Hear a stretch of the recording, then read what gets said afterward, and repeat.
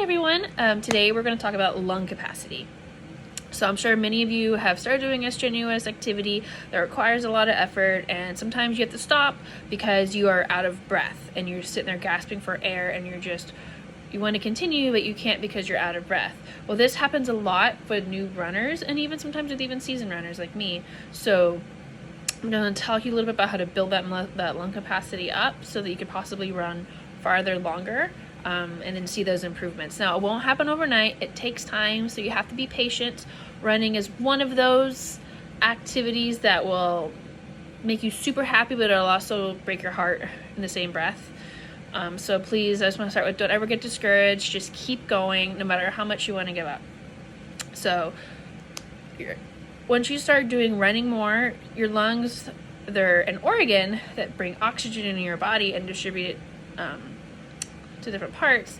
So it kind of acts like a muscle in a sense. I know it's not a muscle, but what I mean by that is the more you run, the more you work the lungs and have them contract, the stronger they'll get, and the more you'll be able to run, the farther you're able to run, the harder you'll be able to run. So a way to do that is to maybe instead of jogging or walking, just do some sprints.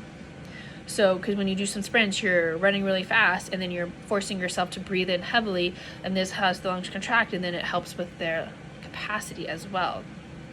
You can also just repetition, when I first started running, this is an example, I started running in 2013 and it took me 15 minutes to run a mile. Well, before I go on, I want to say it does not matter how long it takes you to run a mile.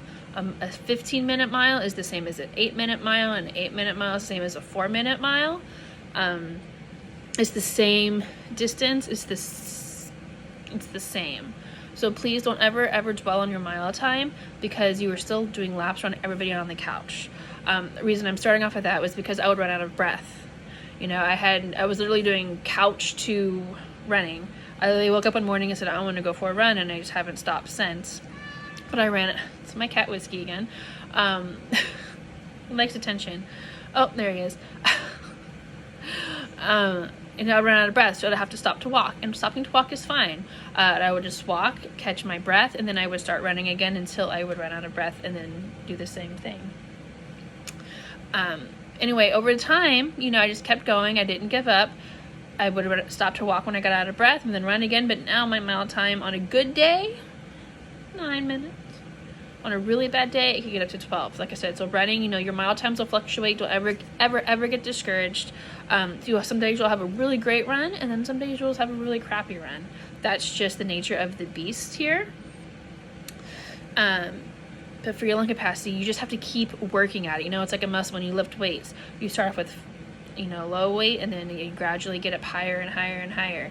You just have to keep at it, and then eventually your lungs will build up and you'll be able to run farther, longer, harder, longer. You could just maybe you'll be able to do 4 miles without stopping, which would be great.